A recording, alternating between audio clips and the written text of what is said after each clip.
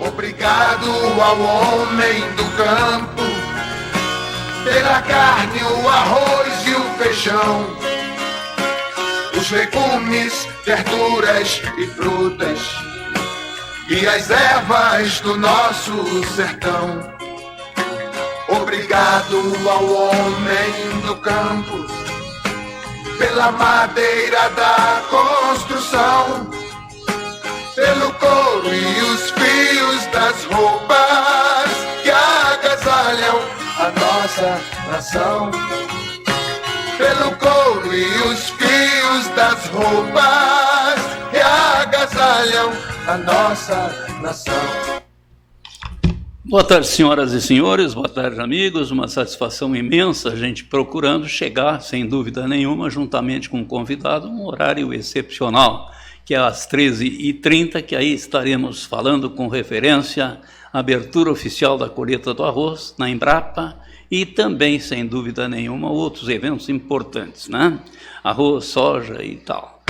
Sérgio Bender, engenheiro agrícola da Embrapa, e nós queremos aproveitar essa oportunidade de conversar consigo e falar com referência esses eventos brilhantes da nossa Embrapa. Como vai? Tudo bem, Sérgio? Tudo bom, senhor Ariano? Tudo bem, meu amigo. Boa tarde aí aos amigos telespectadores. Prazer mais uma vez poder vir aqui conversar com o senhor. Estreando 2023, né? Esse ano a gente não tinha vindo ainda. É verdade. Agradecer o convite aí, realmente muito bom a gente poder colocar um pouco do trabalho que a Embrapa vem fazendo aí. Exatamente. Para nós é uma satisfação, porque sabes perfeitamente, ao menos eu acho que as pessoas, o pessoal que participam do programa, tem um prazer muito grande em cada dia aprender um pouquinho mais. Isso aí é muito importante, né, Sérgio? Exatamente, exatamente. Como é que está a abertura da colheita do arroz, mas principalmente na tua parte, que é de alimentação bovina, pastagem, né? Vamos começar com pastagem, né? Pois é. Pois é, Ariano, é difícil a gente até falar sobre pastagens nesse momento que a gente está atravessando de tanto. É lamentável, assim, né? A gente tem acompanhado os produtores, né, os técnicos com muitas dificuldades, com relação a garantir uma boa produção, se não tem água, que é o principal nutriente das plantas, né? Exatamente. As lagoas salgando a água. No nosso espaço lá, a Embrapa tem agora, desde o ano passado, no espaço das vitrines de forrageiras, a gente tem a possibilidade de irrigação, né, através de um pivô cedido lá pela Vale. Então acho que isso tem nos dado um certo conforto, né, que os produtores muitas vezes que não têm a irrigação possuem nesse momento. Mas a gente sabe que tem outras alternativas, né, senhor Ariano, que a gente pode, vamos dizer assim, dar um tapa na estiagem, né, que a gente costuma dizer. Porque se a gente for depender somente, né, do plantio anual, que a gente precisa de preparar solo, se a gente precisa da umidade para fazer a semente germinar, precisa que essa semente se desenvolva, essa planta se desenvolva, e aí cai justamente naquela janela da estiagem, então o nosso risco de perda é muito grande. E o que a gente procura mostrar lá na nossa vitrine justamente são as alternativas, né, que o produtor que não tem a possibilidade de irrigação, né, quais as alternativas que ele vai ter para poder passar por essa fase, né? E aí entra muito na questão das pastagens perenes. A gente tem conseguido, através da introdução das pastagens perenes, garantir, né, um período um pouquinho mais longo aí de passar por essa estiagem, que é o que tem se traduzido na nossa região, né, Ariano? A gente não tem aqueles períodos de seca como tem no restante do país, de 3, 4 meses que não chove nada. Se aqui ficar 2 meses sem chuva nenhuma, já é um absurdo. Mas a gente... Mato Grosso fica 3, 4 meses, né? Então a gente tem essa possibilidade, né, de o tempo ser menor. Então se a gente tiver algumas plantas que conseguem passar, e a Embrapa tem vários programas de melhoramento de forrageiras, onde busca justamente cada vez lançar cultivares que tenham mais adaptabilidade para essas questões, né? Vocês têm preparação, digamos assim, da soja para mais, digamos assim, mais resistente à seca, né? A gente ainda não tem nenhuma cultivar lançada na parte de tolerância à falta de água, né? O que a gente tem são programas de melhoramento que buscam né, desenvolver. E essas questões, às vezes, são um pouco demoradas, né? Então, para a gente ter uma cultivar de soja que vá ter aí uma tolerância maior, né, vai demorar um pouco ainda, né? A gente tem a colega Ana Cláudia, que é a pesquisadora que faz esse trabalho de melhoramento, né? Então, ela vem lutando já há bastante tempo para que a gente possa ter... porque tem aquela questão, né? Como a gente trabalha na maior parte em terras baixas, a gente tem o período da estiagem, mas também a gente tem o período quando chove muito. E aí, quando chove muito, a gente tem que também ter alguma coisa que aguente, né? Tem solução para isso. E aí que é difícil, tu não sabe como é que o clima vai se comportar. Vai ser seco ou vai chover demais, né? Então, tu tem que ter para tu lançar uma cultivar de soja que ela seja tolerante ao encharcamento. A seca também precisa ser tolerante ao encharcamento. Então, a gente tem que... Vai demorar um pouquinho, né? Nas forrageiras a gente tem conseguido já... algumas alternativas. Uma delas é o capim-elefante anão, BRS curumi. É um material que tem aguentado muito bem a estiagem e tem aguentado também o encharcamento. Então esse permite que a gente possa tê-lo como alternativa, vamos dizer assim, como uma das alternativas de forrageiras dentro do esquema do planejamento forrageiro de cada propriedade. Esse aí que é bom ter como uma reserva. Eu até diria que nem seria uma reserva, seria um alimento, né, principal e que ele permite ter essa elasticidade. Permite que eu possa tê-lo em momentos de extremidade, ou seco ou chuvoso. Muito bem. É uma boa alternativa. É uma boa alternativa, Tá, mas tem outros, por exemplo, trevo também não é de aguentar muito, né? Exatamente. Aí a gente entrando para a área do inverno, né, que são os materiais aí que vão se desenvolver mais na primavera, aí a gente tem uma coleção de materiais lá da Pecuária Sul, né, o trevo branco, o trevo vermelho, né, tem cornichão, né? Então o trevo branco é um que se caracteriza muito bem por aguentar o encharcamento. E aí... ele consegue passar bem esse verão se tiver chuva. Né? Então, se o produtor tiver uma área de várzea, por exemplo, que ele conseguir fazer um banho ou dois de inundação, prepara a área, sistematiza, implanta lá a pastagem e deixa o trevo. Ele vai ter pastagem de trevo o verão inteiro. Ele vai muito bem. A gente lá na vitrine, a gente percebeu que até dezembro nós não estávamos irrigando, né? Aí em dezembro a gente começou a irrigar. Aí ele estava numa exuberância antes, né? Quando começou a diminuir as chuvas, ele começou a diminuir a produção de pasto.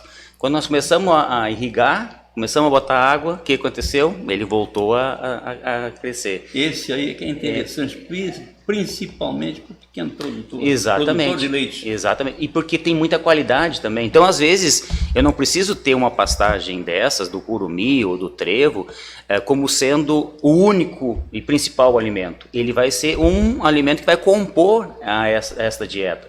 Então, pega, por exemplo, uma pastagem de trevo. Se a gente colocar uma vaca de leite 1 hora por dia, provavelmente eu já vou quase que suprir a necessidade de proteína dela nessa pastagem de trevo. Exatamente. E aí eu vou complementar com uma silagem que eu guardei lá, ou com uma outra pastagem, né, perene, enfim, eu vou ajustando a minha dieta conforme, mas a qualidade principal está naquele trevo. Né? O curumi, ele tem uma qualidade muito boa também de proteína, então é outro alimento que também pode trazer aí um aporte nutricional muito bom para gado de leite, para gado de corte.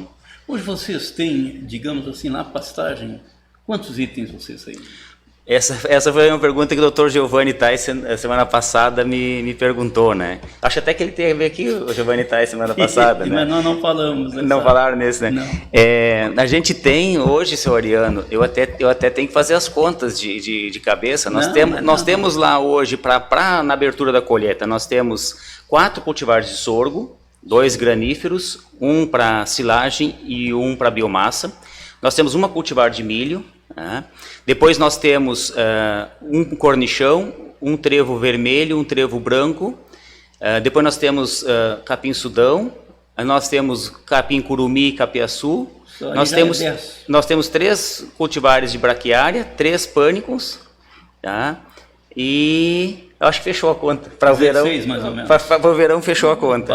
E aí, claro, né, que a gente vai montando, né, estratégias. Por exemplo, essa área que a gente tem trevo, o que a gente fez agora? Né? Nós colocamos em sobressemeadura ou em pasto sobre pasto, que é o termo que a gente usa, né, o sudão.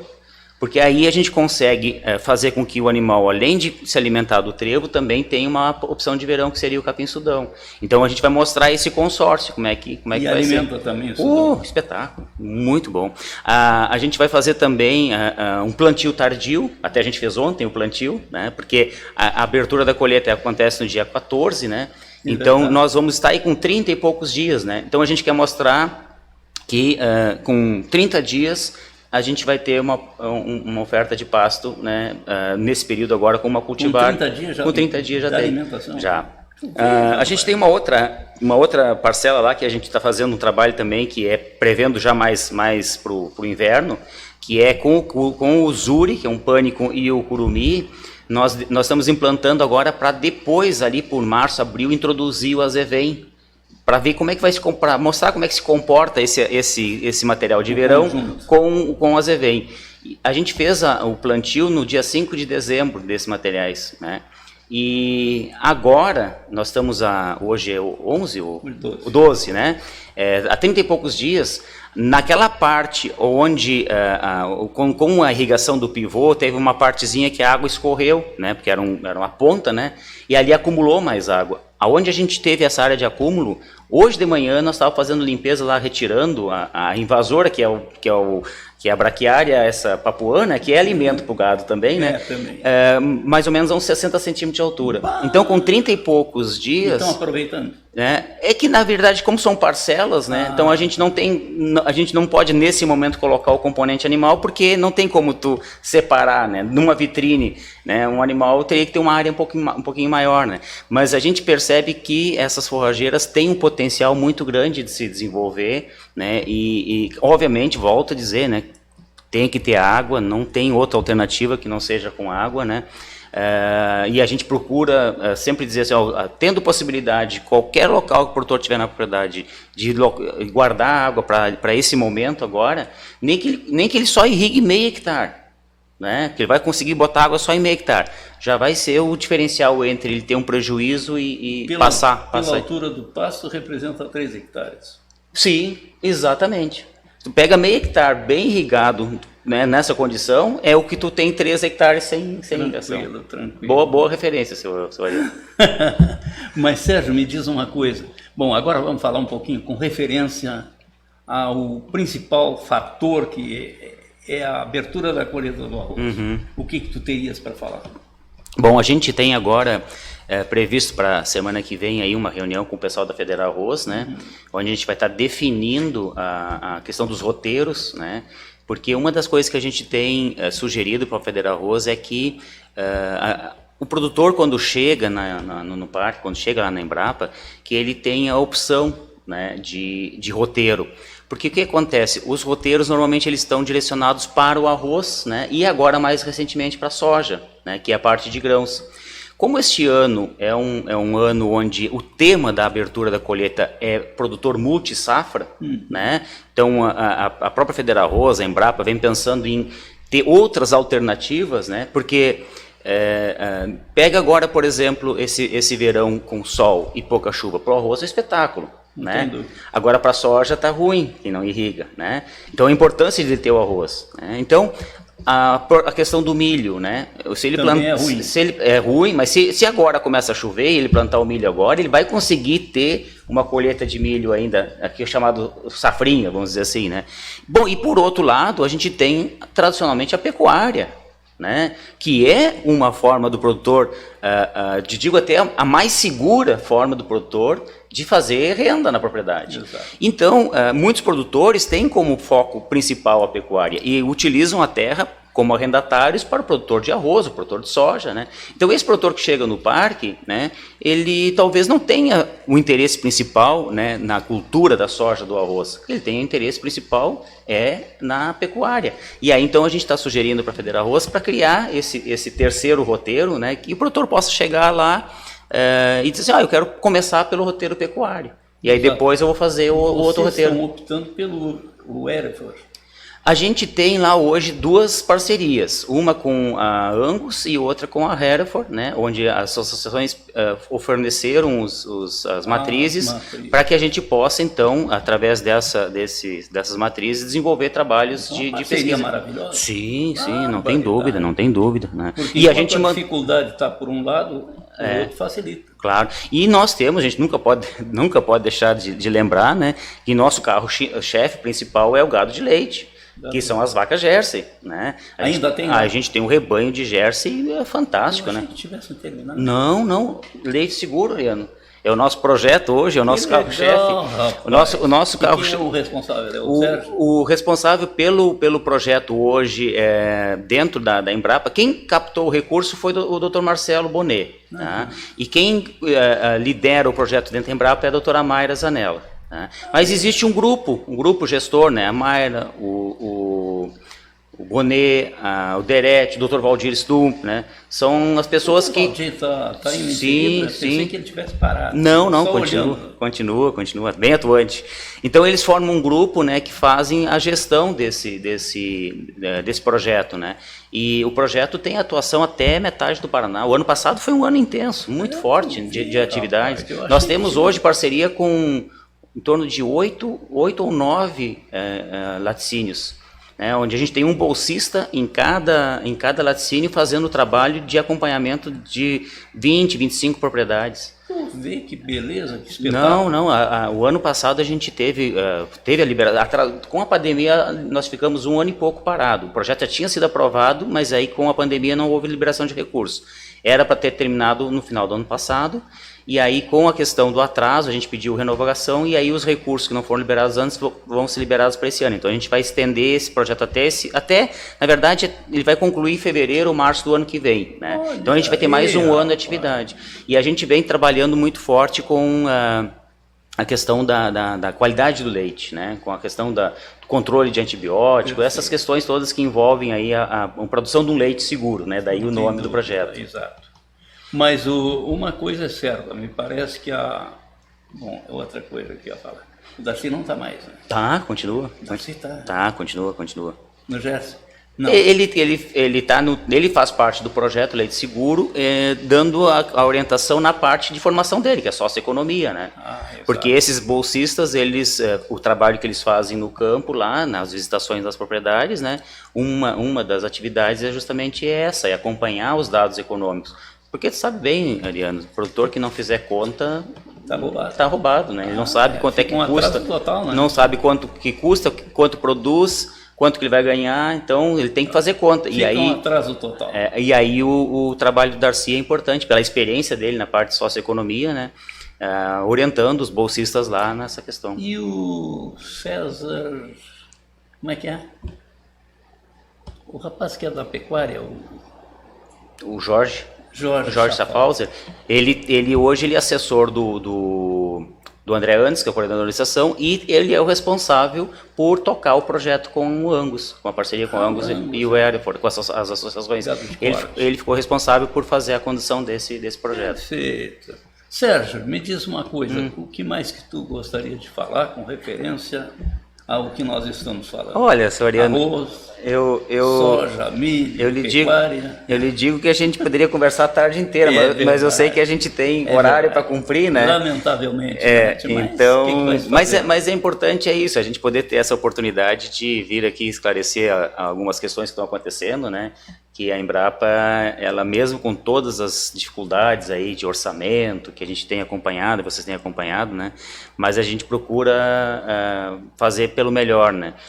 A gente não pode simplesmente cruzar os braços e não fazer, né? Exatamente. A gente tem que se superar e tem que fazer o máximo possível para que as coisas realmente possam servir de inspiração para o setor produtivo. Parece que a Farsul está com vocês, está ajudando. Tem um projeto que é o projeto Duas Safras, né? Onde a Embrapa, e não só a nossa unidade, mas a Embrapa Trigo também, né? A Embrapa Pecuária Sul, né? A gente tem então essa parceria junto com a Farsul para fomentar, né, a produção, principalmente na metade sul, na parte das terras baixas, né, fomentar a produção de cereais de inverno. E já se espichando já um pouquinho também agora para a questão do milho, né, em regiões de terras baixas. Porque com as tecnologias que a gente vai estar apresentando lá, principalmente a questão do suco camaleão, né, que é aquele preparo da área com uma pequena declividade, né, a gente sistematiza com uma pequena declividade, faz o camalhão pequenininho e bota 2 linhas de milho em cada camalhão, então permite que tu possa irrigar e possa também fazer drenagem no caso se for um período de excesso de chuva. Então essa tecnologia lá que o Dr. Parfitt vem tocando da dentro da Embrapa, né, sendo bem utilizada, ela permite plantar soja, plantar milho, plantar qualquer cultura de verão nessas regiões de terras baixas. Hein? Dá para aproveitar. Sim, com certeza. Sérgio, me diz uma coisa. Queria te oferecer uma revista, e vem uma aí para ti. Eu vou pegar essa aqui, Sônia. Essa aqui que gostei muito dessa máquina aqui. Tá, mas eu vou te dizer uma coisa. Se tu não vai se encontrar, boa tarde, como a senhora, vai bem? Eu tenho esta aqui. Opa, claro, melhor ainda. Tu não fala com o Obrigado. Roberto Pedroso? Eventualmente, sim. A gente, como eu fico na base física lá da ITB e ele fica na sede, né? Então a gente acaba não conseguindo... Tu leva uma para ele? Claro que leva. Então tá. Vocês recebem essas revistas? Eu particularmente não, talvez a Embrapa sim. Eu não tenho certeza. O pessoal da comunicação talvez possa... Mas Sérgio, olha, foi um prazer imenso poder falar contigo e logicamente essas informações brilhantes, porque aqui na revista Cultivar, a melhor revista do Brasil, que é de Pelotas, Pelotas não funciona nada, a revista Cultivar é um exemplo de que é o contrário, funciona muito bem, assim como a nossa Embrapa. Né? Exatamente. Mas, Sérgio, muito obrigado pela tua participação, abrilhantando o programa. E, sem dúvida nenhuma, teremos outras oportunidades, se Deus quiser. Por mim, vamos te conversar contigo para outras oportunidades, se Deus quiser, tá bom? Tá bom. Sérgio, muito obrigado, um grande abraço, saúde e tudo de bom e um bom 2023 para ti e para a tua família, tá? Obrigado, senhor. Muito obrigado. Yuri, me faz favor, vamos aos comerciais, aos apoios culturais, tá bem? Ótica Íris, com joias, relógios e artigos para presentes, Marechal Deodoro 702B, telefone 3027-1413 em Pelotas. Automóveis é na Futura Multimarcas, a certeza de bons negócios. Marcílio Dias 1015, telefone 3025-5400 em Pelotas. Farsula e Notícias e Sindicato Rural do Capão do Leão, sob a presidência do Dr. Clóvis Vitória. Em Salriaga, material de construção e ferragem limitada, Duque de Caxias 776, telefone 3221-4051 e 3221-4088, em frente ao Grêmio Atlético Farroupilha. Adquira a sua revista Cultivar e já comece a lucrar. Telefone 3028-2000. Chopp Artesanal 35 na BR-116 em Turuçu. Para maiores informações e venda, República do Líbano 286, fone 3028-3535. Café 35, experiência única de prazer e bem-estar para os apaixonados por café. República do Líbano 286. Associação dos Produtores de Hortifrutigranjeiros na Senador Salgado Filho 346. Com frutas, legumes e cereais em geral. Semear, produtos agrícolas e veterinários, secagem e armazenamento de grãos. Senador Salgado Filho 202 e na Santa Tecla 505A, no centro de Pelotas. Associação dos Produtores de Hortifrutigranjeiros, na Senador Salgado Filho 346, box D. E Rabassa Corretora de Seguros, corretora atuante no mercado há mais de 55 anos, o autêntico seguro do produtor rural. Na Andrade Neves 2283, o fone 3027-8000. Agropecuária Entre Rios, Matriz Avenida República do Líbano 679, o fone 3273-1346. E atendimento segunda a sábado das 8 às 19 horas. Filial 1, Marechal Deodoro 605, fone 3273-1027. Atendimento segunda a sexta das 9 às 12, das 13 às 18 horas. E sábado das 9 às 14. Filial 2, Rua Professor Mário Peiruque 1500, telefone 3199-8787. Atendimento de segunda a sábado das 8 às 12, das 13 às 18 horas. Agropecuária Entre Rios. Ao homem do campo, pelo leite, o café e o pão.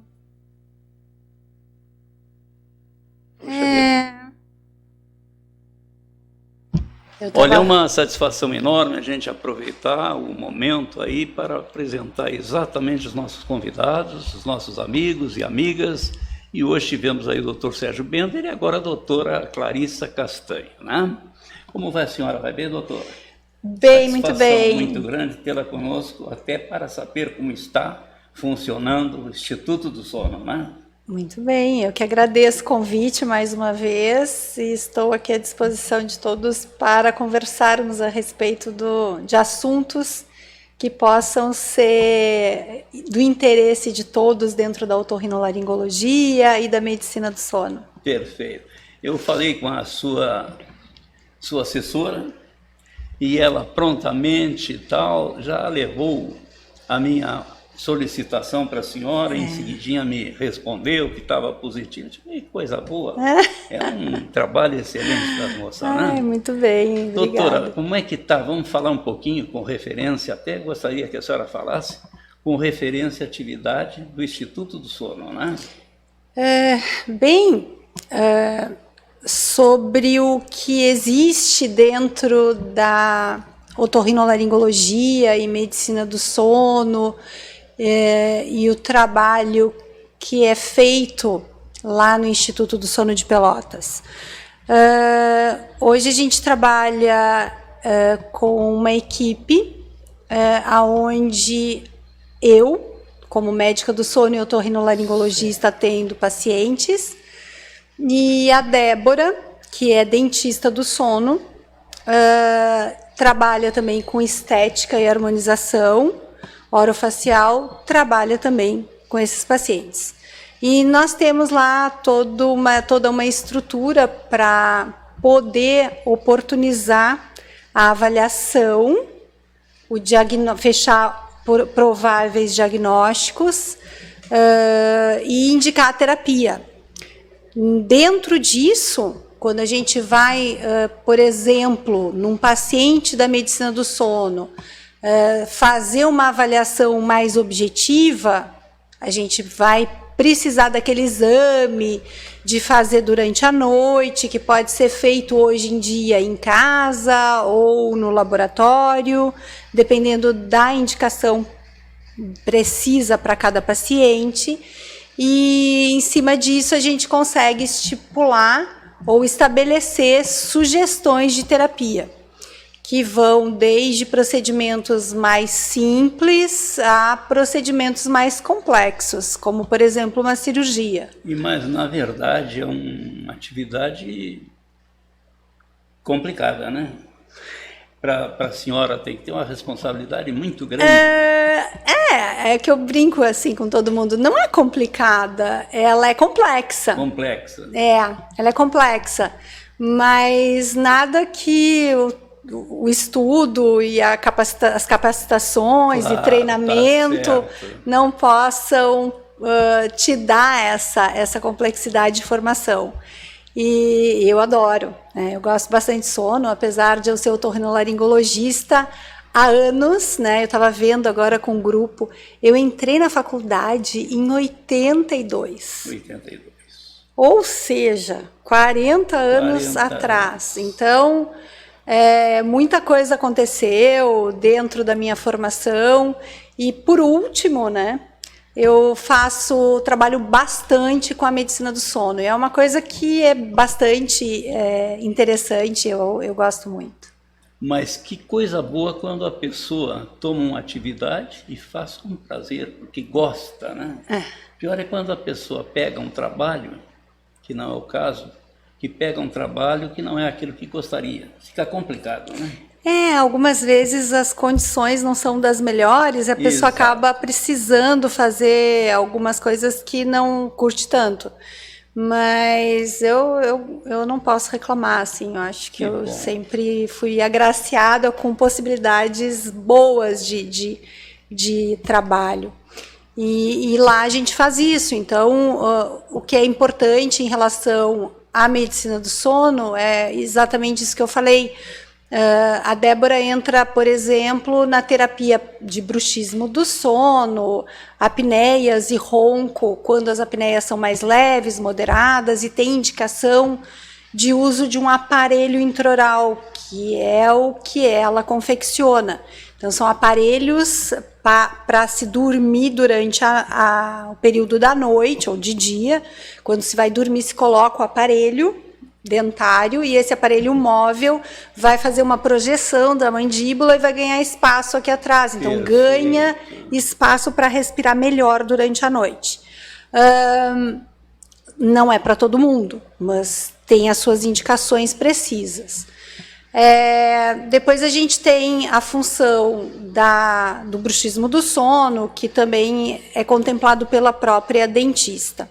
Aí depois, dentro do sono, eu trabalho na avaliação, diagnóstico como ela, e na terapia também, que vai desde procedimentos cirúrgicos a CPAP, terapia posicional, exercícios miofuncionais, associa-se uma coisa a outra muitas vezes. Então, e hoje se fala bastante na cirurgia, voltando à cirurgia multinível. Então, a gente sabe que tem que sempre observar uma boa respiração nasal, base de língua, estrutura esquelética. Então, tudo isso é abordado e avaliado. Algumas vezes é necessário fazer cirurgia óssea, então vai ser indicado para outro colega, sim, cirurgia óssea. A cirurgia óssea, estrutural óssea de avanço de maxila e mandíbula. Então, a gente avança a mandíbula, avança a maxila. E aqui no Brasil, quem trabalha com isso são os cirurgiões crânio-maxilofaciais e os cirurgiões buco-maxilofacial. Então, são eles que vão fazer esse tipo de tratamento cirúrgico. Mas é exatamente isso. Dentro da otorrino, né, o mais clássico, ouvidos, nariz e garganta, né? Então, eu trabalho com a parte otorrinolaringológica também, e tem uma relação muito grande com o sono, se a gente pensa na parte respiratória do sono, por isso que o otorrino é um dos especialistas que faz a área de atuação em medicina do sono.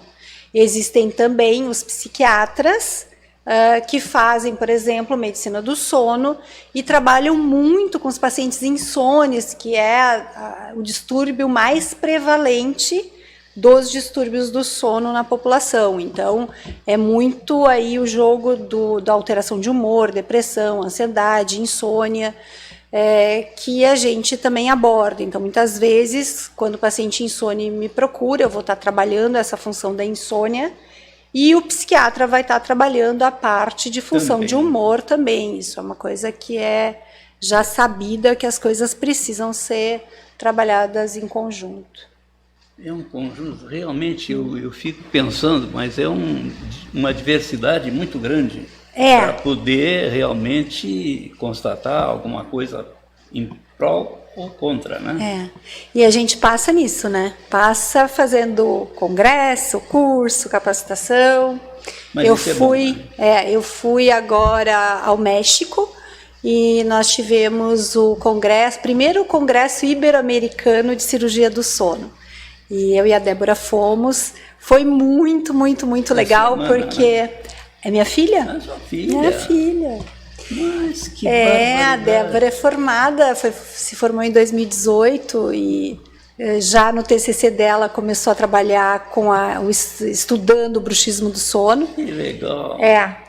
E trabalham juntas. Trabalhamos juntas e fomos ao congresso e foi muito legal, porque foi, apesar de ibero-americano, a gente teve colegas, pudemos ter privado convívio de colegas de muitos lugares do mundo, e nós éramos poucos, uns 200 e poucos, então foi muito, muito legal, porque a gente teve uma troca assim de conhecimento muito boa, sabe? Pesquisas, avanço. No México? Foi no México, foi nosso primeiro ibero-americano. Então, é entusiasmante, a gente vai aprendendo e vai pensando nas possibilidades de melhor avaliação, melhor tratamento, e se envolve com as pesquisas, é bem legal. Não tem dúvida, eu acho que deve ser maravilhoso a pessoa saber, mas não custa nada ter outras alternativas para melhorar o conhecimento, né? Eu vou até falar depois para a Débora, se ela quiser vir aqui, ela conversa direitinho com o senhor e passa as informações para os telespectadores a respeito do que um dentista faz na área do sono, né? O que ela faz exatamente e quais as outras capacitações que ela tem. Ela tem pós-graduação em dentística e estética, então acho que pode enriquecer aí um dia o seu trabalho. Dentista, Ana? Dentista. A Débora é dentista. Mas olha, sinceramente, eu gostaria de conversar com ela também. Né? É legal, é uma área nova essa. Se ela tiver um tempinho aí, nós trabalhamos às quintas-feiras. Sim. E o reprise vai sábado. Na quinta-feira é normal, né? Com entrevista. E essa entrevista repete no sábado. Perfeito. Se ela tiver interesse, para nós é uma satisfação. Lógico, ela vem. Pode ter certeza. Doutora, me diga uma coisa. Qual é a revista que a senhora ia escolher se fosse o caso? Ação Necessária e Sob Controle? Acho que Ação Necessária. Essa aqui? É. Então tá, essa aqui vai para a senhora. Muito revista bem. Cultivar, grandes culturas, mas essa aqui, hortaliças e frutas, né? Perfeito. Muito obrigada, muito obrigada. Tá? Ótimo. Me diga uma coisa, como é que está funcionando em termos de grupo de trabalho? Bastante pessoas? Umas 4 ou 5? Sim, como eu falei, trabalho eu como otorrino e médica do sono e a Débora como dentista do sono, trabalhando juntamente com os procedimentos de estética e harmonização orofacial. E, além disso, a gente tem as avaliações laboratoriais e domiciliares dos exames de sono, as videoendoscopias, procedimentos dentários, então tem uma gama de opções de avaliação e diagnóstico. E depois a terapia. A gente precisa, sim, de uma equipe um pouquinho maior para poder dar conta de todo o trabalho, mas basicamente eu e a Débora hoje. E funcionários, né? Sim. Com muita capacidade, diga-se de passagem. A gente tem a técnica de polissono que trabalha com a gente e já há muitos anos, e ela faz a montagem dos pacientes no laboratório, faz a montagem dos pacientes nas casas, dos pacientes quando eles optam por fazer esse exame em casa, e ainda tem um outro exame que o paciente leva a maletinha e se monta sozinho, que é um exame bem mais simplificado, que faz só avaliação respiratória. Então, esse paciente pode levar e se montar, se desmontar e trazer a máquina no outro dia para avaliação de resultado. Perfeito. É isso aí. Doutora, fique à vontade, que o interesse é seu divulgar exatamente o seu Instituto do Sono e as suas atividades. Também não, eu acho que a gente conversou bastante sobre isso, lembrando que esse ano, de novo, nós teremos a Semana do Sono em março, já uma campanha para a gente poder organizar isso aí. É em março, Em março.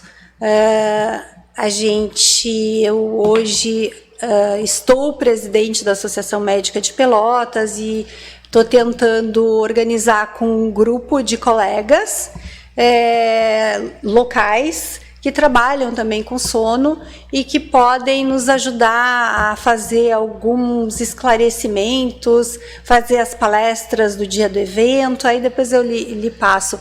Mas esse evento a gente deve estar fazendo lá na Associação Médica de Pelotas para os sócios médicos e acadêmicos que tiverem interesse na área. Não tem dúvida. Então a gente tem essa programação. Precisando de divulgar, pode... Fique à vontade. Tá bem. Porque, na verdade, podemos liberar um espaço aí para a senhora divulgar. Perfeito. Mais próximo, digamos assim. Fique à vontade, tá? Tá bem, lhe agradeço. Aí, de repente, antes um pouquinho dessa data de março que vai ter esse evento, né? A senhora aparecer por aqui para nós ter a oportunidade da divulgação, tá? Perfeito. E se vocês quiserem fazer algum round de perguntas e questionamentos, também a gente fica à disposição. Perfeito, muito obrigado. Mas pensem nessa possibilidade para vir aqui para a gente conversar com referência a esse evento, tá? Perfeito. Muito obrigado. Eu que agradeço. Tudo de bom para a senhora, para a sua família, que tenha Bom um ano de ano. 2023 excepcional, com saúde, paz e muita alegria, muito amor Para no nós, coração, para a equipe tá? aqui também. Obrigada. Obrigado, viu? Desculpa por tudo. E a gente sempre incomodando, né? Imagina, perfeito. Tenha bondade, doutor. Obrigada. Essa aí, não sei se é essa ou aquela. Já tem aqui, ó. Ação necessária. Tá bom. Obrigada. Muito obrigado. Eu que agradeço e desculpa por tudo, tá? Imagina. Saúde e paz, tá? Saúde. Yuri, Birinha, vamos colocar os apoios culturais que é necessário, né? Ótica Íris, com joias, relógios e artigos para presentes, Marechal Deodoro 702B, telefone 3027-1413 em Pelotas.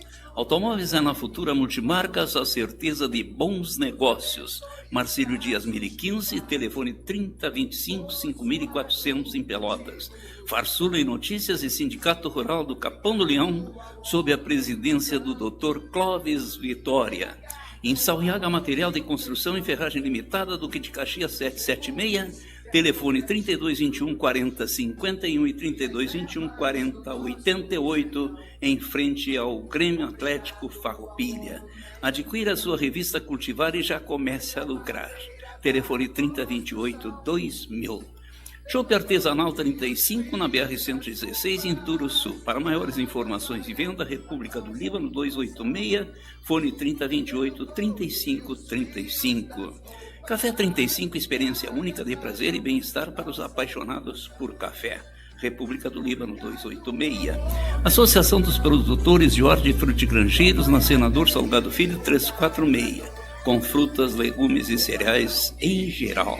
Semear, produtos agrícolas e veterinários, secagem e armazenamento de grãos. Senador Salgado Filho 202 e na Santa Tecla 505A, no centro de Pelotas. Associação dos Produtores de Hortifrutigranjeiros, na Senador Salgado Filho 346, box D. E Rabassa Corretora de Seguros, corretora atuante no mercado há mais de 55 anos, o autêntico seguro do produtor rural. Na Andrade Neves 2283, o fone 3027-8000.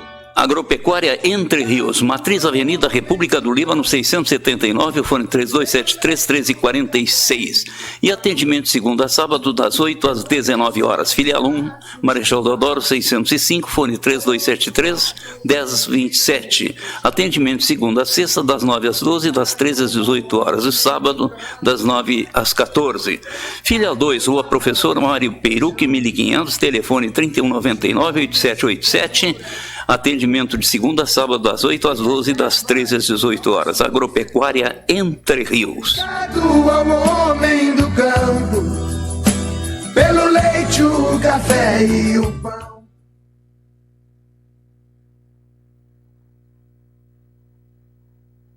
Ótica Íris, com joias, relógios. Olha, sem dúvida nenhuma, nós estamos contando com os amigos, as pessoas que prestigiam o nosso trabalho, para nós poder fazer, através das pessoas, a informação adequada para os nossos telespectadores. E agora nós vamos aproveitar, nós temos uma entrevista com um economista e presidente do Sindicato Rural de Pelotas, o Dr. Fernando Restanher. Vamos assistir, né?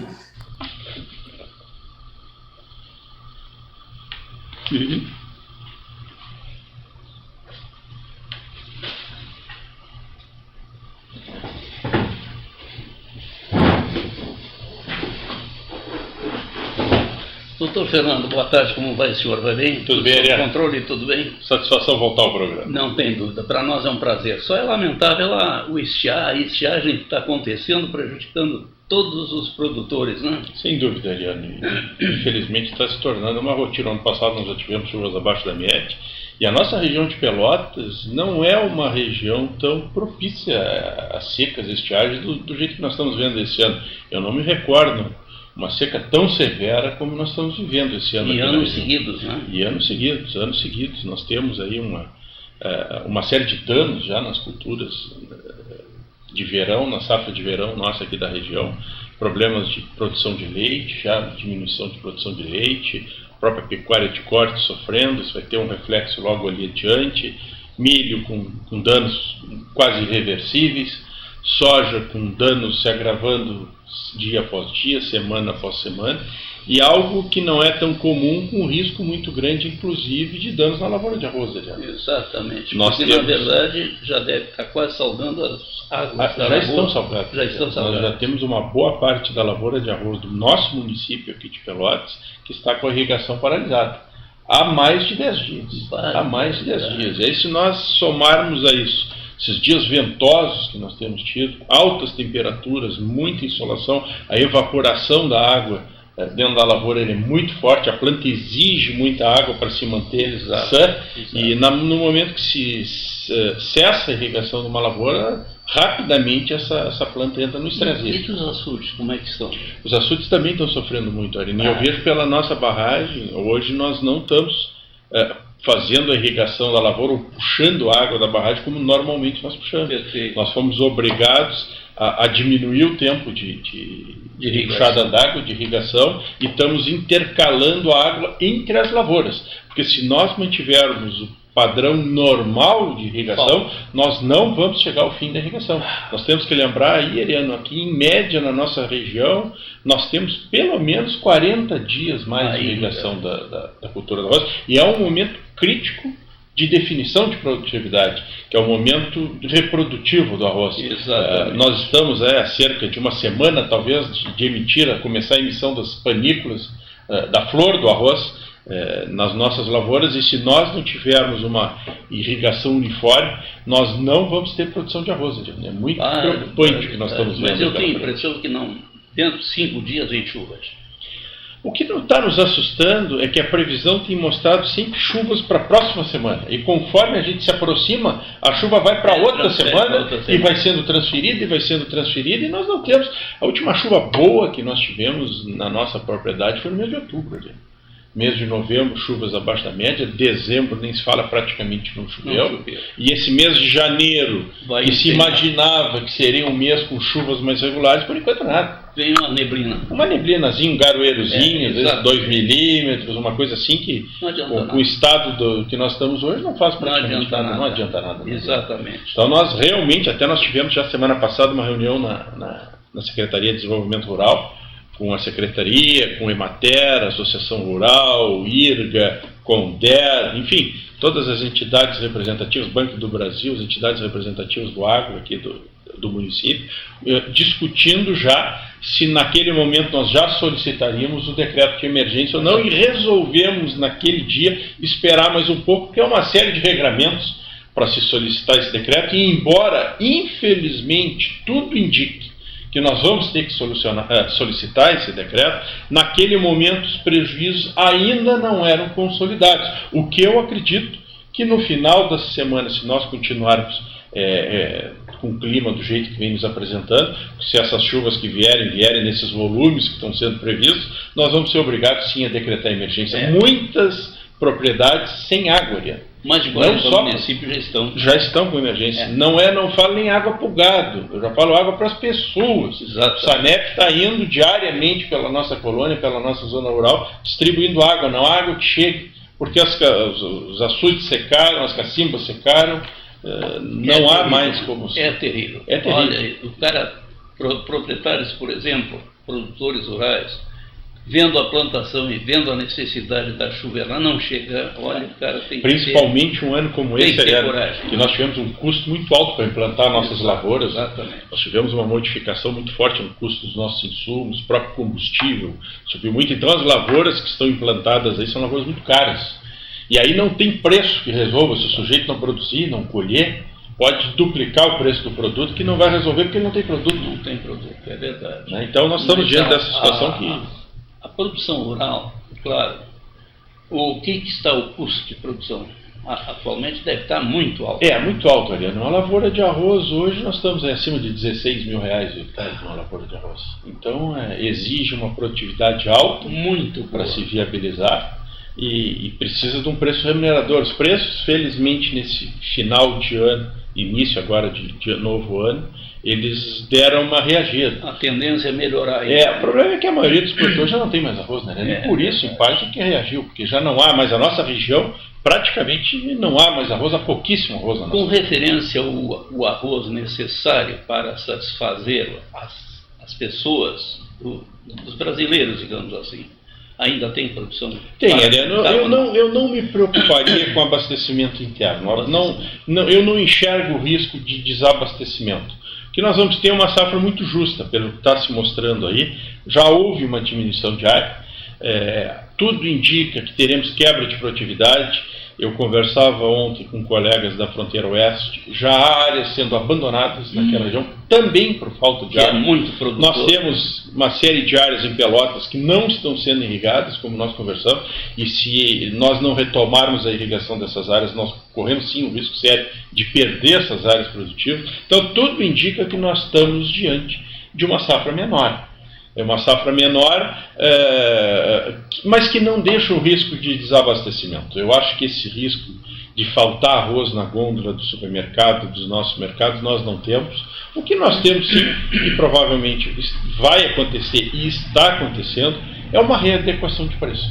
É uma readequação de preço, principalmente em função da readequação do custo de produção que aconteceu. É uma realidade. O país produtor como o Brasil, de arroz principalmente, já pensou se tiver que comprar só arroz de fora? É uma vergonha. Vai ser muito caro. Vai ser muito caro e um arroz de pior qualidade do que o nosso consumidor está acostumado a consumir.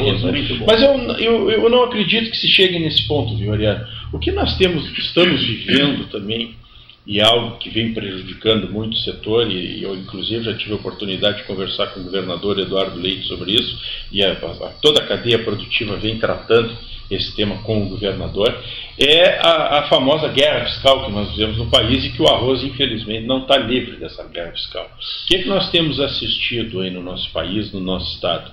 As nossas indústrias, ou indústrias de fora do estado, vem montando filiais em estados, por exemplo, Rio de Janeiro, São Paulo, Minas Gerais, que não são estados produtores de arroz, e esses estados, por não terem produção de arroz, zeram o seu ICMS, que a arrecadação deles já não existe por não serem produtores. Então eles zeram o seu ICMS, atraindo indústrias para lá, indústrias que, por sua vez, importam esse produto diretamente do Paraguai, praticamente sem arrecadação nenhuma de ICMS. Então nós temos uma competitividade que eu costumo chamar de artificial do arroz paraguaio entrando no Brasil. Que é um atraso, né? Que é um atraso. E essa entrada de arroz paraguaio para esses centros, sem passar pelo Rio Grande do Sul, o que ele vem ocasionando? Vem ocasionando uma diminuição do beneficiamento das nossas indústrias e, consequentemente, está nos exigindo o quê? Uma redução da área plantada.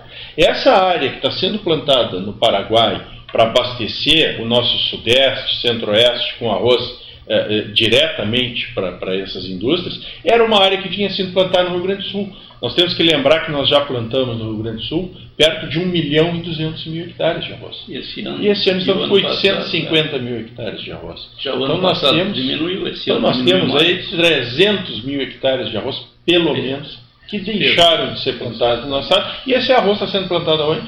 Boa parte dele no Paraguai. Que coisa. É lamentável.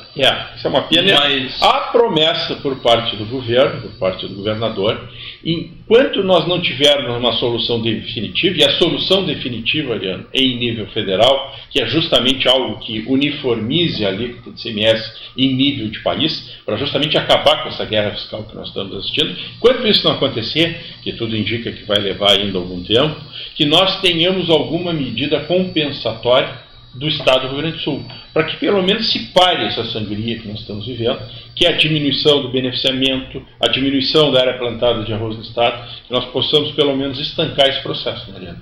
E veio bem exatamente na hora que pegou um presidente que não é muito ligado ao produtor rural. O presidente, eu não sei se ele ainda não se deu conta, ou se ele, enfim, tem alguma questão ideológica contrária ao setor, mas realmente a forma que ele trata e se manifesta em relação ao setor é muito preocupante, né, Ariano?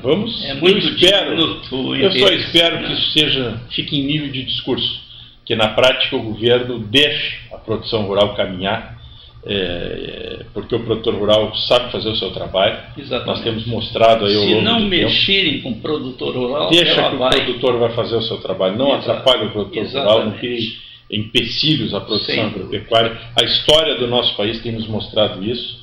A agropecuária, o agronegócio tem carregado literalmente o país nas costas nas últimas décadas e tem contribuído sim para esse crescimento que ocorreu. Apesar de pandemia, de dificuldades, o país vinha crescendo, né, Ariano? Eu me lembro há pouco tempo que a Farsul falava nos terneiros, mais terneiros e tal. Sim. De onde virão os terneiros? Os produtores falavam, né? Mas nesse aspecto aí foi nota 10. Claro. No meu ponto de vista, eu entendo, mas nós tivemos uma modificação nos últimos anos muito forte do setor agropecuário no estado, ali na própria pecuária passou por uma modificação, ela teve que se adaptar a esse crescimento das lavouras que nós estamos assistindo. O aumento da lavoura de soja na metade sul é uma realidade, e esse aumento da soja, ele acabou trazendo um aumento de tecnologia também na produção de carne. Muito importante. Nós passamos a oferecer aos nossos animais pastagens de melhor qualidade. Então nós começamos a produzir uma carne de cada vez melhor qualidade, de animais mais precoces, com essa genética britânica que nós temos aqui no estado do Rio Grande do Sul. Então a soja, que muito se falava que ia atrapalhar a pecuária, ela acabou contribuindo para que a pecuária evoluísse em termos tecnológicos. Agora, temos um grande desafio, e aí o programa Duas Safras, que a Farsul, o Senar, Asgar, Federarroz, uma série de entidades vem carregando, a Embrapa vem trazendo para o nosso estado, justamente com o intuito de nós evoluirmos dentro dessa possibilidade que nós temos de aumentar a produção na mesma área que nós trabalhamos. Por exemplo, o trigo. Exatamente. Nós já tivemos uma resposta fantástica do trigo esse ano aqui no estado. O milho também. O milho vem avançando nas áreas de vários, inclusive, como mais uma alternativa. E isso é importante, Ariano. Que não prejudicou as pastagens. Não prejudicou as pastagens. Nós temos que lembrar, e nós, durante muito tempo, principalmente na década de 90, nós tivemos uma dificuldade muito grande na lavoura de arroz. E eu reputo boa parte dessa dificuldade ao que o produtor era um escravo da cultura. O produtor não tinha alternativa. Ou ele plantava arroz, ou ele tinha pecuária. Ele não tinha outra alternativa. E hoje nós temos uma soja muito forte, nós temos o milho entrando também numa velocidade bastante satisfatória. O trigo não está tão ruim também? O trigo nas áreas baixas ainda é um desafio, né, Ariano? Ele nas áreas mais altas, nas nossas coxilhas, ele praticamente está dominado. Nas áreas baixas nós ainda não temos uma tecnologia de produção segura para o trigo nas nossas várzeas. O que eu não te digo que não teremos. Então, ainda nas várzeas, a grande lavoura que nós temos de inverno, e a gente brinca, é a lavoura de carne. É a produção de carne em cima das pastagens que a soja nos deixa. Exatamente. Então nós temos uma produção de carne muito forte ainda no inverno e que para o trigo desbancar essa produção de carne, ele vai ter que dar segurança produtiva ao produtor. Exatamente. Porque senão o produtor não vai trocar esse sistema. Não vai fazer esse sistema. Diga-se de passagem que está funcionando muito bem e que vem melhorando os nossos solos, né? Os nossos técnicos vêm nos mostrando. O trigo não plantavam porque dizia que não dava trigo, não dava coisa nenhuma. Meu pai plantou trigo ali abaixo do Estância da Palma, naquele tecidão ali. Sim. Claro, não era quantidade, mas deu uma boa quantidade de trigo, deu muito bem. Isso em 1950.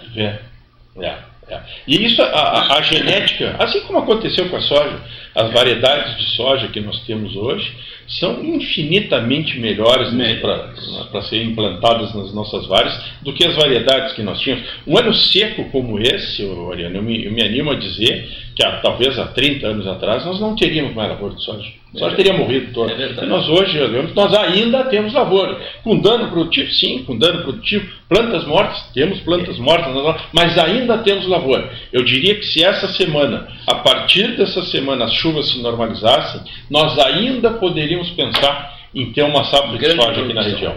Ter uma boa produção. Infelizmente não é essa a previsão que temos pela frente. A projeção não é boa, a projeção é Eu espero que chova e reverta a situação. Tomara, Ariano. Tomara. Tenho a impressão que vai acontecer isso aí, se Deus quiser. Tomara. E me diz uma coisa, com referência, logicamente, a gente falou em milho, falou em trigo e tal. Arroz, como é que está o arroz? A produtividade não vai prejudicar nada a seca, né? Ariano, o grande problema do arroz hoje é uma incógnita, é a água que nós conversávamos. Nós já temos, como eu coloquei, lavouras que pararam a irrigação. Essas lavouras já começam a apresentar danos sérios. E o risco da perda total da lavoura de arroz, nessas áreas que estão deixando de ser irrigadas, ele existe. Há uma estimativa aí em torno, talvez, de 4 mil hectares de arroz aqui que dependam de água da nossa lagoa, dos mananciais que chegam na lagoa e que hoje estão salgados.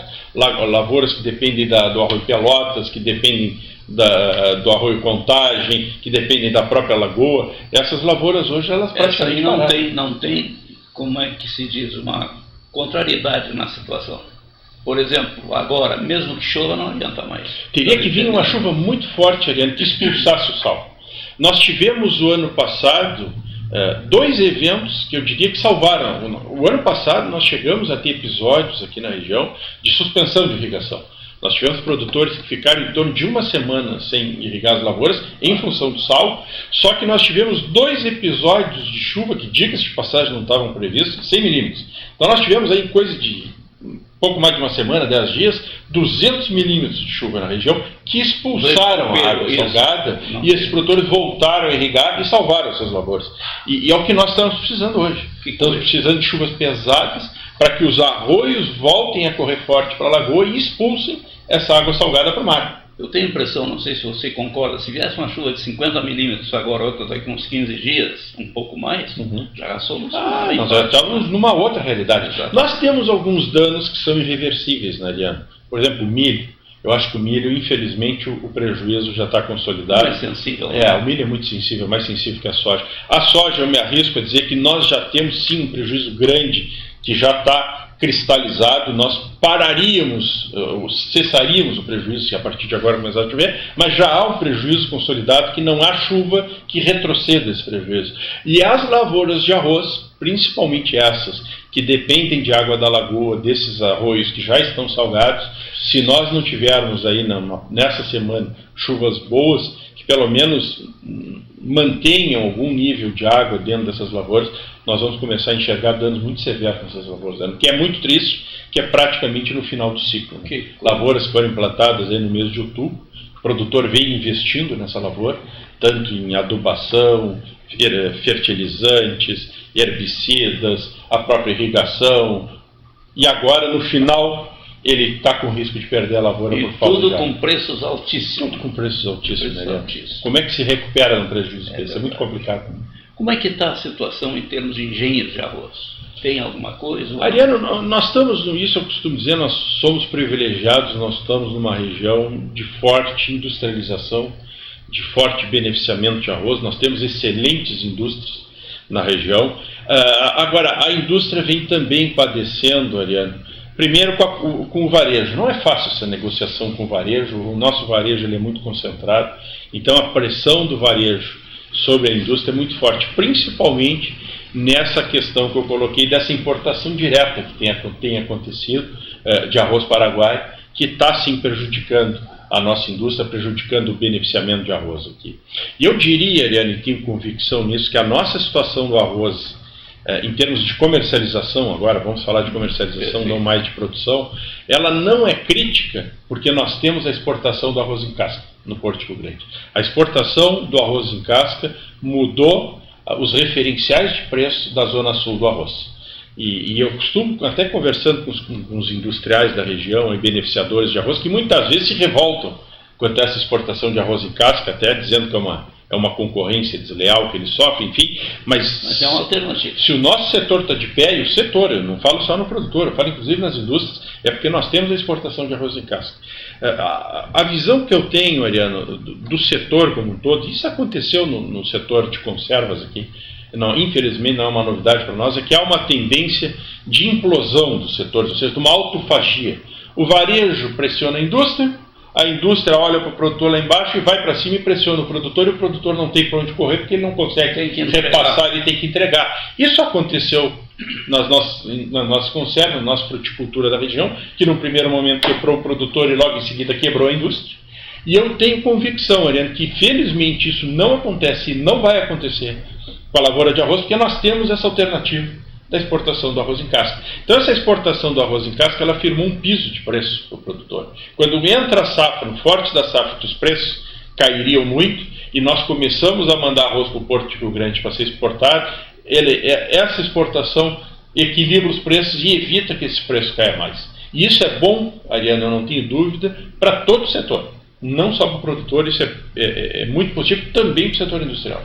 E menos mal que ainda tem essa alternativa, o arroz em casca. Né? Exatamente. Que mal comparando é a exportação do gado em pé. Exatamente. Eu me recordo do Brasil batendo recordes de exportação de carne e o nosso produtor quebrado. O frigorífico batendo recordes de exportação e o produtor quebrado. Por quê? Porque não se repassava o ganho da exportação do produtor. A partir do momento que o produtor passou a ter a alternativa de vender o terneiro vivo, o frigorífico teve, olha, ou eu vou dividir a rentabilidade da exportação com o produtor, ou o novilho não vai chegar no meu frigorífico. O terneiro vai embora antes. Então isso trouxe um equilíbrio de mercado. E as exportações tinham parado, né? Tinham parado. Isso são voltou, cíclicas, né? Estão voltando, já estão comprando de novo. Hoje eu recebia já ofertas aí atrás de terneiro. Então essas são questões cíclicas que variam de acordo com o câmbio, de demanda do exterior, mas a realidade é que elas não vão cessar. O nosso gado é um gado excepcional, os importadores já um mercado cativo para esse nosso gado, que é de extrema qualidade, tem uma preferência pelo nosso gado, sangue europeu, britânico. Então é um mercado que está aí e que eu tenho convicção que, assim como a exportação do arroz de casca traz o equilíbrio para o mercado do arroz, a exportação do terneiro traz o equilíbrio para o nosso mercado da carne. Perfeito. Me diz uma coisa, Fernando, o senhor como digamos assim, engenheiro agrônomo, economista, principalmente por ser economista. Como é que está a situação da Farsul? Sei que você tem uma ligação com a Farsul. Sim, faço parte da diretoria da Farsul. A Farsul esse ano investiu muito, Ariano. A Farsul, o que eu costumo dizer, a Farsul ela trabalha 365 dias por ano e 24 horas por dia para o produtor. Né? Não há folga, não há férias, não há tempo ruim, tempo bom, é o tempo inteiro pensando e olhando o produtor, aquelas eventuais ameaças que possam existir para o setor, a Farsul está sempre de olho fazendo esse enfrentamento, mas esse ano foi um ano que eu acho que nós temos que destacar esse programa Duas Safras, além de todas as outras atividades que são inerentes à Farsul, de controle de processo legislativo, de novas legislações, instrução para os nossos produtores, o presidente Gedeão como vice-presidente, diretor de mercado internacional da CNA, viajou como nunca para o mercado externo, abrindo o mercado para os nossos produtos em conjunto com o Ministério da Agricultura. Então foi um ano muito dinâmico, o ano de 2022, e que trouxe esse projeto, que é um projeto que veio para ficar dos Duas Safras, Ariano, que já está mudando a cara. Que é o começo das Duas Safras. Exatamente, mas que já está mudando a cara da agropecuária. Vai expandir, o produtor entendeu a mensagem. Claramente o trigo esse ano foi um exemplo. Há mercado para que se aumente a produção de grãos. Isso é fundamental. Nós não podemos entrar numa aventura de incentivar o produtor a aumentar a sua produção se nós não tivermos mercado para esse produto. Exatamente. Esse cuidado nós temos que ter. Exato. E isso tudo foi feito com muito cuidado. Não é à toa que todas essas entidades participaram em conjunto, desde entidades de pesquisa como a Embrapa, a Farsul, o Senar, com assistência técnica, as próprias indústrias, setores de indústria, de carnes, de grãos, cooperativas, Federa Arroz, todas essas entidades participaram em conjunto justamente para que se tivesse um programa completo. Desde a produção, da parte técnica da produção, até a questão de comercialização, para onde irão esses grãos que passarão a ser produzidos e que até então estavam deixando de ser produzidos no nosso estado. Muito interessante também, acho que deve ter, logicamente, acontecido vantagem nesse sentido. A Embrapa junto com a Farsul. Sem dúvida, sem dúvida. Nós temos um capital intelectual dentro da nossa Embrapa que é fantástico, né, Ariano? E a Farsul também. E a Farsul também, de representatividade classista do setor, de acesso à CNA, acesso ao Ministério da Agricultura, e nós esperamos que isso vá se manter, apesar do novo governo, que nós não tenhamos essa descontinuidade de relacionamento do presidente Gedeão com a ministra Tereza Cristina sempre foi o melhor possível, viajavam juntos nos mesmos aviões para abrir mercados, para trabalhar para o recebimento dos nossos produtos. Mas agora vai ser difícil isso aí. A expectativa nossa é que haja racionalidade no processo, né? Vamos torcer para isso. Estamos começando esse governo, há uma expectativa, há uma preocupação. Se eu disser que não há, eu vou estar mentindo. Há uma preocupação em relação a como é que esse novo governo vai enxergar o agronegócio no país. Mas nós esperamos que a racionalidade vença, viu? É interessante que as pessoas têm que ter bom senso para o que está certo não esculhambar. Exatamente. Eu acho que é fundamental que se enxergue o que aconteceu de bom nesses últimos anos, independente do presidente, do ministro da Agricultura, qual fosse, o que caminhou bem, o que contribuiu para o país, para que essas coisas sejam mantidas e até, quem sabe, aprofundadas. Né? Com referência a esse novo ministro da Agricultura, o que você acha? É um produtor, né, Ariano? Nós não podíamos imaginar que seria escolhido um ministro da Agricultura que seria totalmente ligado, por exemplo, à Confederação Nacional da Agricultura ou às federações de agricultura, que nós fôssemos perguntados de quem nós gostaríamos. A gente já sabia que não haveria esse tipo de conversa, esse tipo de relacionamento, mas o produtor, e isso é um fato positivo, o produtor que foi colocado como ministro da Agricultura, sendo produtor, eu acho que já é um predicado positivo, porque é alguém que a gente sabe que conhece, que sente na pele o dia a dia do agronegócio. Coerente com as necessidades. É o que nós esperamos, né, Ariano? É alguém que foi presidente da ProSoja do Mato Grosso. Há alguma restrição lá no Mato Grosso dos produtores. A figura dele, talvez essa restrição seja justamente porque ele se incorporou à esquerda, vamos dizer assim, a partidos de esquerda, ou se juntou a um projeto de esquerda, mas eu acho que dentro das possibilidades é o que nós poderíamos ver de melhor. Alguém que é produtor, que continua no setor, que tem interesse que as coisas caminhem bem e que eu acredito que ideologicamente não vai trabalhar contra a agricultura. Principalmente porque é algo assim que dá certo. Sem dúvida alguma. Agora, pegar para querer mudar... E nós já temos exemplos do que não fazer aqui na nossa América do Sul. Né? Aqui nossos vizinhos, irmãos argentinos, dos venezuelanos, nós já temos uma aula, uma tese de doutorado do que não deve ser feito. Então, que não se rume para aquele caminho, que a gente já sabe onde é que vai chegar. Exatamente. E o país paga a conta, não tem dúvida. Mas tem pessoas que são turras, digamos assim, muitas vezes, né? Vamos torcer que dê tudo certo. Essa é a torcida nossa. E o que depender de nós, vamos trabalhar para isso, Ariano. Nós queremos que o país dê certo. Que o país vá para frente, independente do governo de plantão. Perfeito. Fernando, 2 minutinhos com referência à abertura oficial da colheita do arroz, que logicamente estou inserido, e fala alguma coisa com referência. Uma abertura da colheita do arroz, um evento que a Federarroz é anfitriã.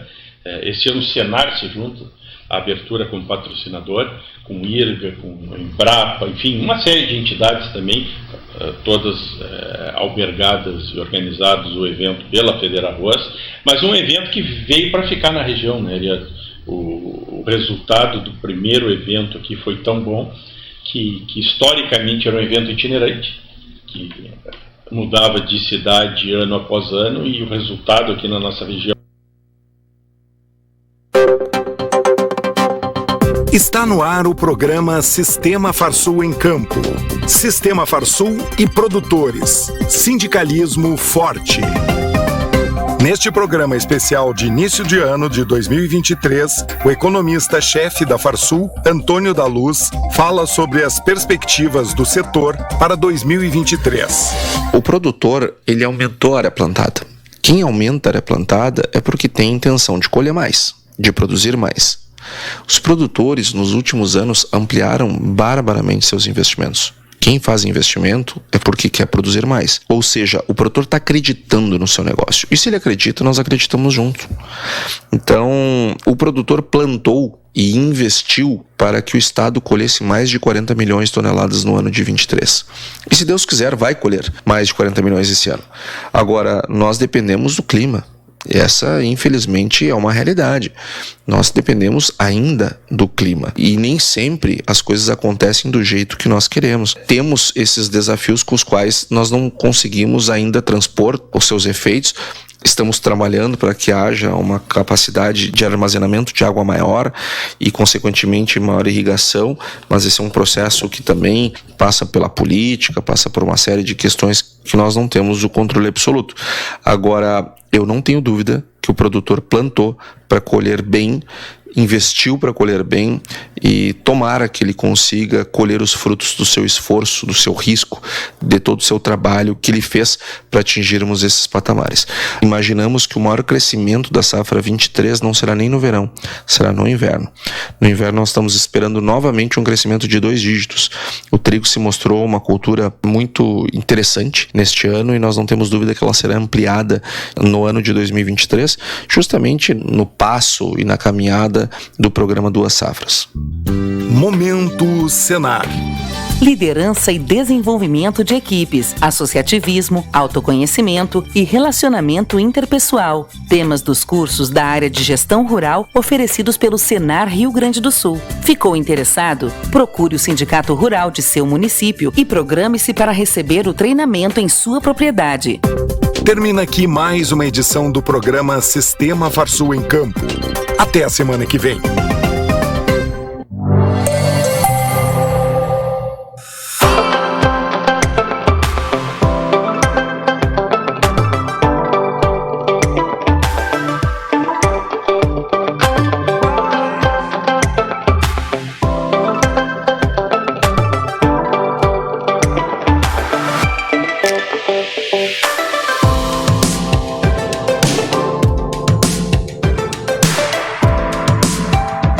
Olá, amigos da revista Cultivar Máquinas.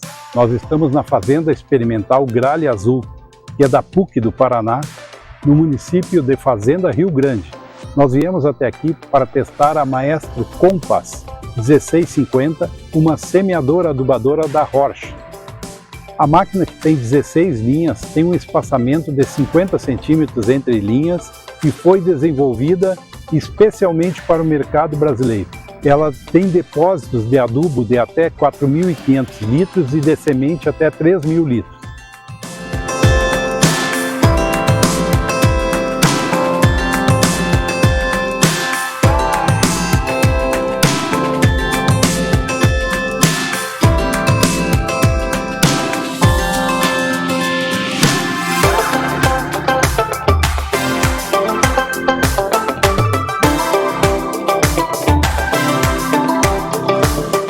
A particularidade dela é que ela tem as linhas iguais às da Evolution e da Duo, porém, como novidades, um disco de corte com roda limitadora e um sulcador especialmente desenvolvido para as condições de plantio direto no Brasil. Todo o material do teste vocês terão na edição impressa da revista Cultivar Máquinas de julho e também esse material irá para nosso site e nossas redes sociais.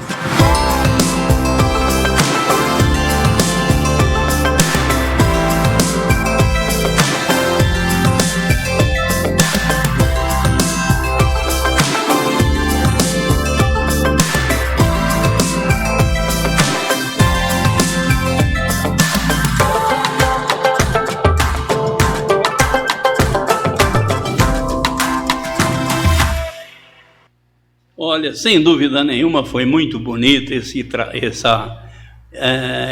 essa apresentação desse trator, fazendo um trabalho belíssimo em lavouras de soja principalmente, né? Os nossos cumprimentos ao Grupo Cultivar, aos nossos amigos aí, o Charles, o Ricardo Ecker e toda a sua equipe, né?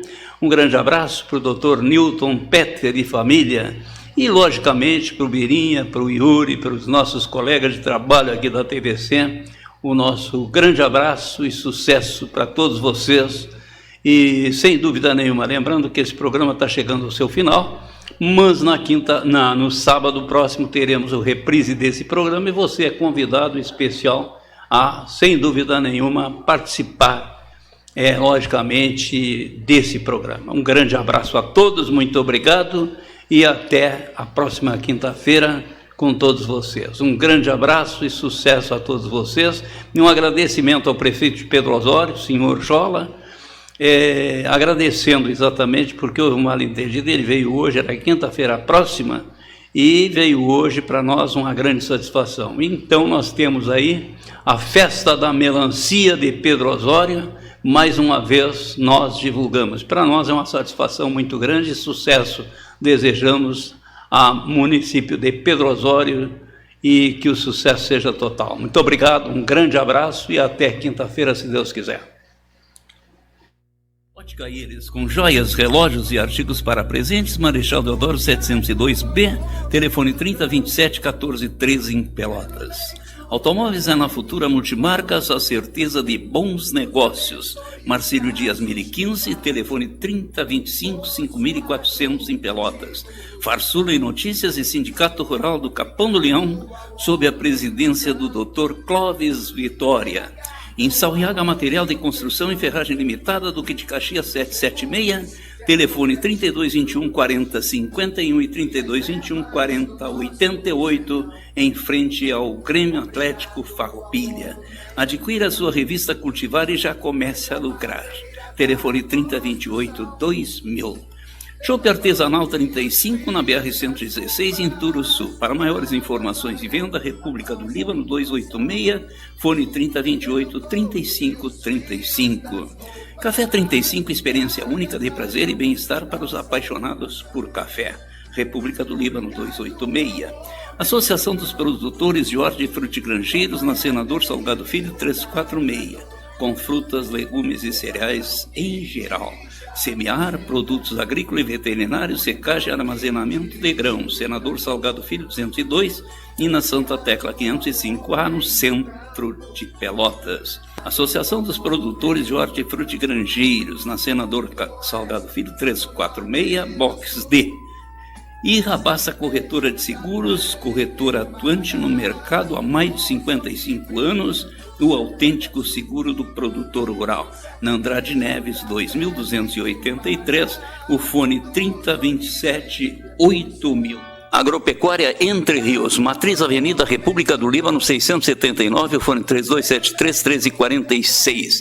E atendimento segunda a sábado das 8 às 19 horas. Filial 1, Marechal Deodoro 605, fone 3273-1027. Atendimento segunda a sexta das 9 às 12, das 13 às 18 horas. E sábado das 9 às 14.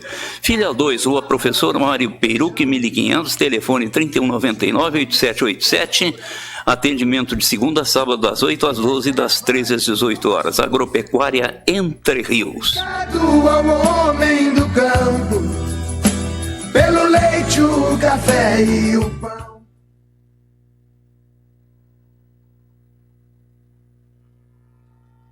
Ótica Íris, com joias, relógios e artigos para presentes, Marechal Deodoro 702B, telefone 3027-1413 em Pelotas. Automóveis é na Futura Multimarcas, a certeza de bons negócios. Marcílio Dias 1015, telefone 3025-5400 em Pelotas. Farsula em Notícias e Sindicato Rural do Capão do Leão, sob a presidência do Dr. Clóvis Vitória. Em Sauiaga, material de construção e ferragem limitada, Duque de Caxias 776, telefone 3221-4051 e 3221-4088, em frente ao Grêmio Atlético Farroupilha. Adquira a sua revista Cultivar e já comece a lucrar. Telefone 3028-2000. Chopp Artesanal 35 na BR-116 em Turuçu. Para maiores informações e venda, República do Líbano 286, fone 3028-3535. Café 35, experiência única de prazer e bem-estar para os apaixonados por café. República do Líbano 286. Associação dos Produtores de Hortifrutigranjeiros na Senador Salgado Filho 346. Com frutas, legumes e cereais em geral. Semear, produtos agrícolas e veterinários, secagem e armazenamento de grãos. Senador Salgado Filho 202 e na Santa Tecla 505A, no centro de Pelotas. Associação dos Produtores de Hortifrutigranjeiros na Senador Salgado Filho 346, box D. E Rabassa Corretora de Seguros, corretora atuante no mercado há mais de 55 anos, o autêntico seguro do produtor rural. Na Andrade Neves 2283, o fone 3027-8000. Agropecuária Entre Rios, Matriz Avenida República do Líbano 679, o fone 3273-1346. E atendimento segunda a sábado das 8 às 19 horas. Filial 1, Marechal Deodoro 605, fone 3273-1027. Atendimento segunda a sexta das 9 às 12, das 13 às 18 horas. E sábado das 9 às 14. Filial 2, Rua Professor Mário Peruque 1500, telefone 3199-8787. Atendimento de segunda a sábado das 8 às 12, das 13 às 18 horas. Agropecuária Entre Rios. Ao homem do campo, pelo leite, o café e o pão.